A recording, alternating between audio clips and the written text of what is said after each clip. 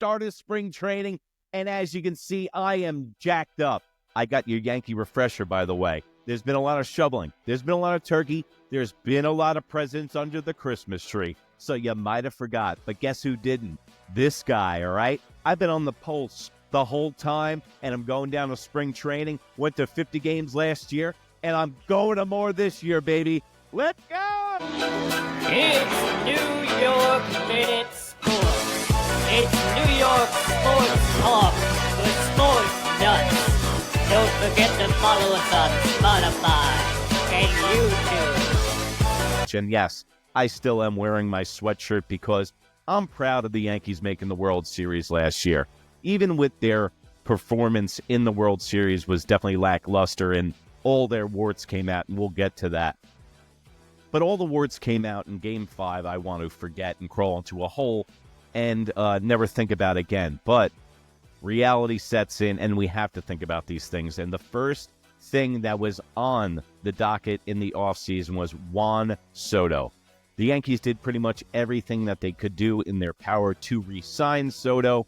Soto winds up going across the street to the New York Mets, and this was so significant because this was the first time that a New York Mets franchise had stolen a player from the Yankees. Now, in my opinion, from watching a lot of Yankee games and going to 50 last year myself, Juan Soto wasn't staying on this team. Juan Soto was here for a good time. He wasn't for a long time. Juan Soto was like that one-night fling that you have that you'll remember for the rest of your life, but it won't last very long and it has no staying power. This shifted the power in the New York sports scene, in the Subway Series, which is going to be wild this year, when the Mets signed Juan Soto for $800 million. It's an astronomical amount of money, and this isn't sour grapes, folks. I don't think Juan Soto's production dictates $800 million on the free market. The Mets did overpay for Juan Soto, but this was a statement from the Mets. And apparently, there was a lot of beef between Juan Soto and the front office of the Yankees, and the fact that they didn't let his family frequent the stadium as much as he would have liked. And then also, when it came down to it, he didn't want to pay for a suite for $1 million a year, which everybody pays for. Derek Jeter, Aaron Judge paid for. So I think the throw-ins and the accoutrement was a little bit too much for Hal Steinbrenner and Brian Cashman. And even Aaron Boone mentioned on WFAN when they were talking to him that he said that, yeah, that was starting to be part of the problem, that they were starting to drag on the morale of the team. And, you know, will the Mets regret signing Soto? I don't think so. I think for the first 5 or 6 years in the near future, he's going to be a rock star in the Mets. But he's never been the guy. He's followed Bryce Harper, he's followed Aaron Judge, and he had Manny Machado and a bunch of bangers, Fernando Tatis Jr. on the San Diego Padres. They had about 3 other studs on that team. So he's never been the guy. So all the pressure's on Juan Soto. But I think that the Yankees are better off without Juan Soto. And that was what we called the Juan Soto pivot. Now, what we had problems with last year was defense was atrocious. Base running was terrible. And people playing out of position like it was a softball beer league for the local staples. Let's go through this. Judge was playing center field. He's a right fielder. Jason Dominguez was playing left. He's a center fielder. Jazz Chisholm is a second baseman. He was playing third. Ben Rice is a catcher. He was playing first. So as you can see, everybody was out of position, and it came back to bite us in the ass in the World Series because I don't know if you guys remember when Oswaldo Cabrera came in for a defensive replacement on Gleyber Torres. I turned to my friend, and you can see the video on my Instagram channel, New York Minute, that's NEWYRKMIN. I turned to my friend and go, Oswaldo Cabrera hasn't played second base all year. What's he doing in the World Series as a defensive substitute? But as we know, now Gleyber Torres in hindsight said he didn't want to play third and had nothing to do with changing positions. And for a guy that's a knucklehead and plays with his head in the clouds, bye-bye. That's addition by subtraction. Now he's on the Detroit Tigers for about $14 million a year. And I have to admit, if you look at the grand scheme of things, He is one of the best second basemen, top 5 in all of baseball. But when you have the knuckleheadness, even if that's a word, or if you just have the aloofness is the word I'm looking for, that's what Gleyber Torres. He's very aloof. So what did the Yankees do? They didn't sit there and cry. They pivoted. Boom. They pivoted. Boom. And they pivoted in a big way. The first one was Max Fried, starting pitcher from the Atlanta Braves, who has a ring with the Atlanta Braves. This guy is one of the most dominant lefties in baseball for the last 5 years. Top 10 pitcher since entering the Major League Baseball. Legit ace to pair with Cole. Cole's really never had that 1-2 punch. He's come close a couple of times, but never had that legit guy behind him. Then we have Cody Bellinger, who solved so many problems for us. I like to call him a Swiss Army knife plus. Okay, this is a A-plus signing in my eyes. You got Cody Bellinger on a contract year. He plays first base and center field. So what happens is, if Jason Dominguez struggles in left, you can move him to center and then move Bellinger to first, and then also rotate Bellinger from center and first base, because Anthony Rizzo has walked out that door, and that's another addition by subtraction. So you have Ben Rice backing up Paul Goldschmidt at first base. So if the Ben Rice experiment fails and Paul Goldschmidt needs a day off, Cody Bellinger is going to take that. They do have a lot of versatility in the outfield now since Judge has played so much center, but Judge needs to be back at right field because, as I jokingly say, but it is a true statement, Juan Soto is not even the best right fielder in New York when Aaron Judge moves back to his natural position. Cody Bellinger brings speed. He's already won a ring. He's a ball player. And I know that statement seems a little redundant, but it is true. He's a ball player. He's a heads-up, hard-nosed ball player. Been doing this, I think, Little League World Series guy. One of those dudes who lives, eats, and breathes baseball. Then we got Devin Williams, the closer from the Brewers. Now, I didn't know a lot about him when we first signed him. Then I looked into him, and I looked at some of the tape. This guy has some filthy stuff, a lot of breaking stuff, and a lot of swing and miss stuff. That's what we were missing last year from the closing position. Even though Clay Holmes made the All-Star game, he was a liability, and we knew he was a ticking time bomb. When we looked at that game in June against Kansas City Royals at Kansas City, and he blew that lead, we knew that the writing was on the wall, and now he's a starting pitcher for the New York Mets. So go figure. So maybe actually the further he gets away from a closing position, the better he gets. But the reason I bring his name up is because the fact that he's a ground ball pitcher. I do not like ground ball pitchers for closer positions. You want flamethrowers and swing and miss guys. This also makes their bullpen that much better by bringing Luke Weaver down. Devin Williams, guess what? It's like the Men's Warehouse. You're going to love the way you look. I guarantee it. This guy is a stud. Luke Weaver was not a closer. He is a 7-8 guy. And in fact, Luke Weaver can give you 6 outs if he wants to do that long kind of roll, little Raleigh fingers action, giving 6 or 7 outs per the season. Fernando Cruz from the Reds, great sinker ball pitcher. The bullpen is stacked. It's absolutely stacked, the bullpen. The Yankees, with the drop of Soto, they're going to lose runs. But what they did was they tried to mitigate runs with the closer, with Max Fried, okay, with better defensive players. How many runs they gave up last year with just errors and poor base running, and just think about the amount of runs that you are going to make up. And with Bellinger, he's a lefty with a short porch, he's probably going to go about 6 home runs, so that's 30. So there is going to be some offense production drop down, but I think the Yankees were like, hey, if we can't go get those big bats, we're going to mitigate runs, play good defense and great pitching. And from the looks of it, on paper, they have a fantastic pitching staff. Now, the key re-signings, the guys coming back from the Yankees, is one of my favorite guys, and he got hurt in early of last year, but in spring training when I was there, I saw this guy pitch, and he has the best stuff of anybody in the bullpen, and I'll die on that hill. That guy is Jonathan Loaisiga, okay? He has the best arm when healthy. That's the biggest caveat with this guy, if he can stay healthy. When he is healthy, I believe he is the best guy that we have in the bullpen, even better than Devin Williams, who we just got. This he pitches 98. He's a flamethrower, swing and miss stuff.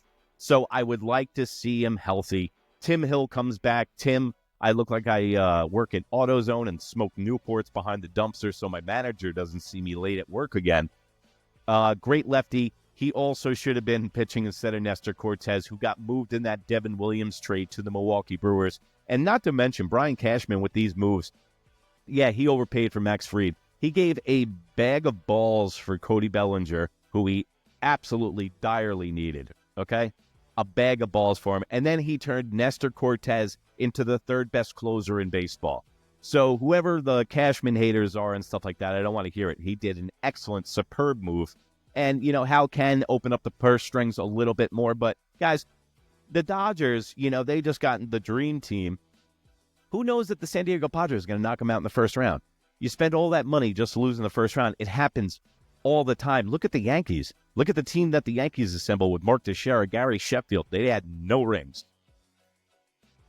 0 until 2009, when half those guys were off the team.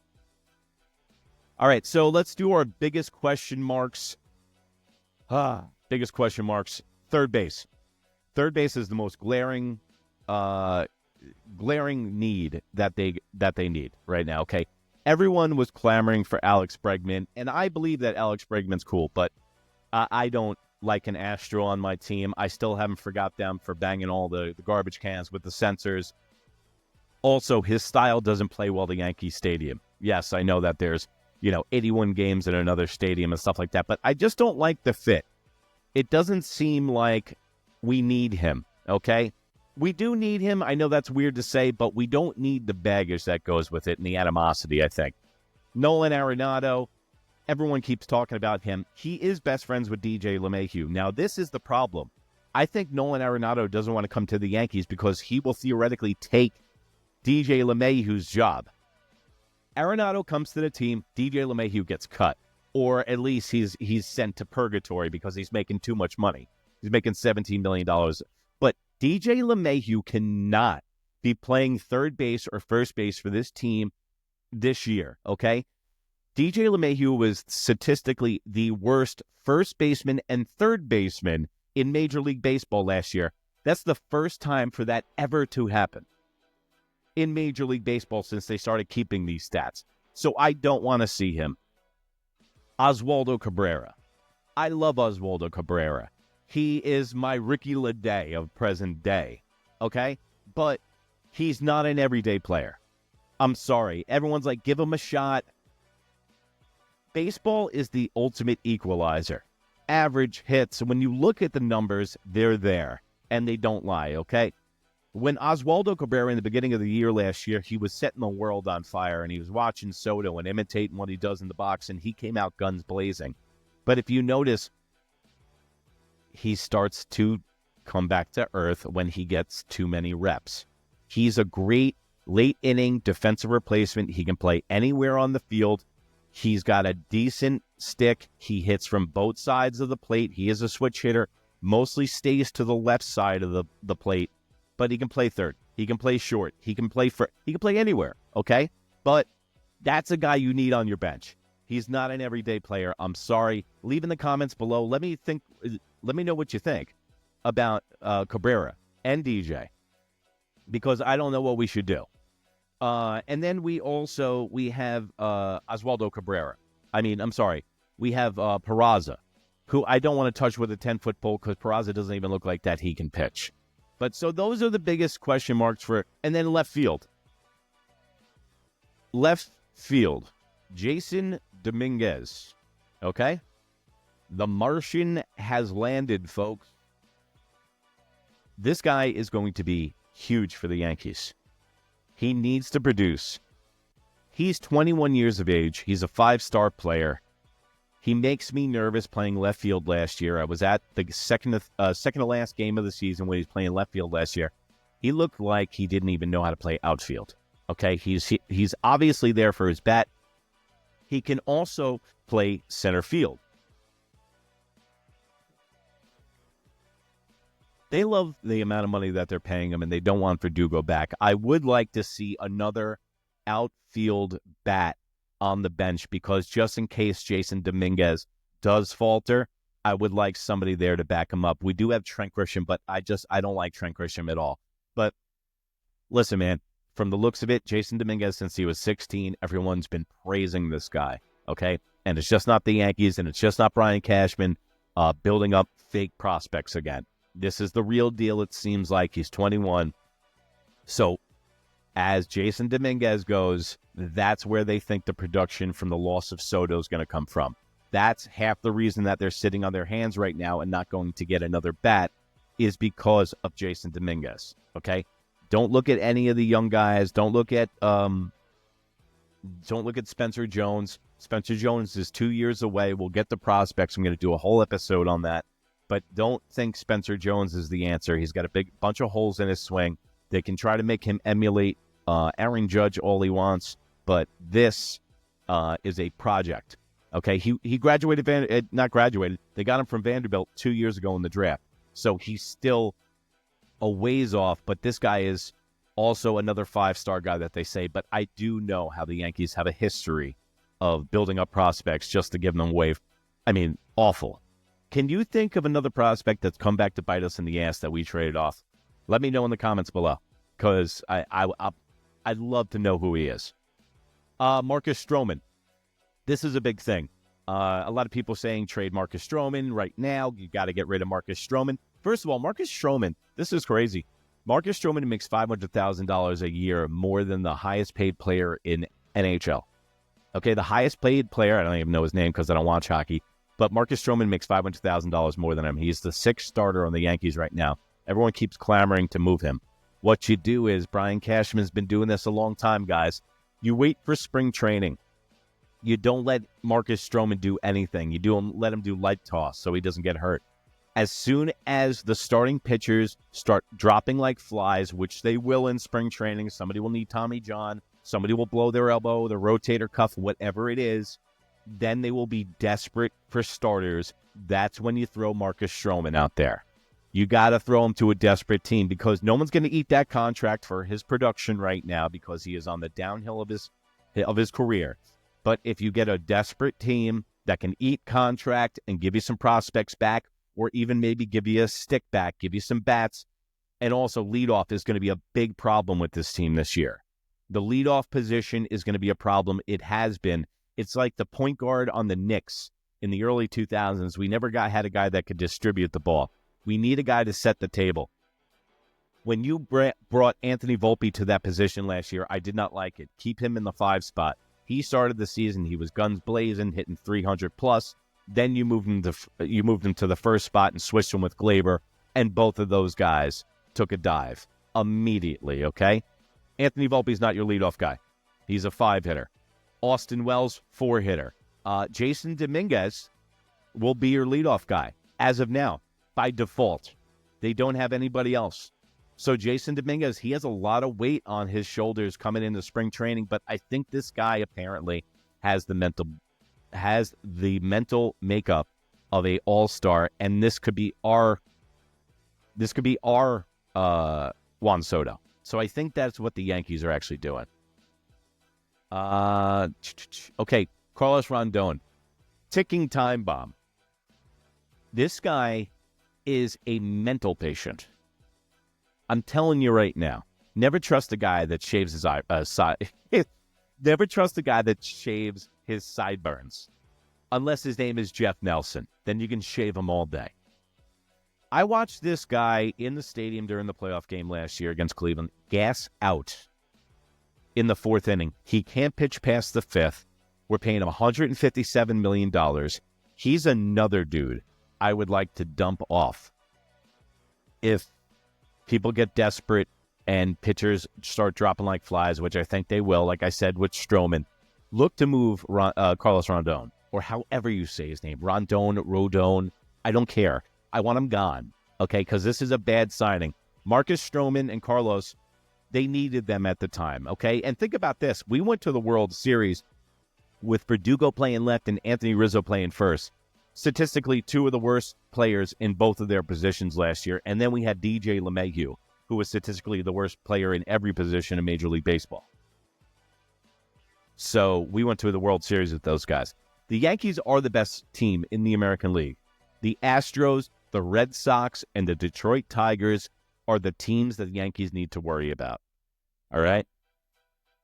4 players that the Yankees season hinges on, okay?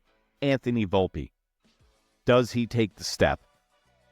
It pains me to say this. I don't think Anthony Volpe is the guy that we thought he was. I think Austin Wells has taken over that position of the next star that we're going to have with the season he had last year. I think Austin Wells' ceiling is higher than Anthony Volpe. Don't get me wrong. Anthony Volpe is a good player, okay? But he's a solid player who can win you a Gold Glove, who plays decent shortstop, plays every day. Hits in the 5 spot, gets you 20 steals, gets you 20 home runs, gets you about 70 RBIs. It's okay. It's not what we expected.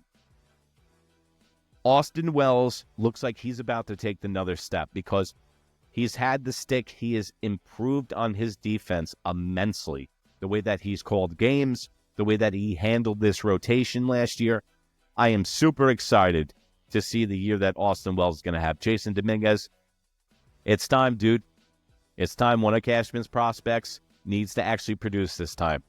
This is it. He's produced Robinson Cano and Aaron Judge, 2 position players in my lifetime. This is the 3rd guy. He needs to hit on Jason Dominguez because you should have went out and got Santander. If Dominguez doesn't produce, you should have kept Verduga. There's a lot of options you could have done. There's more bats out there, okay? And then Luis Gil. That's my 4th guy. Luis Gil, who is he? Is he the first half or is he the second half? First half, all-star pitcher. Second half, ran out of gas. I understand it's his full first season. Needs to get his legs under him. He reminds me of Luis Severino a lot, which is good and it's bad, okay?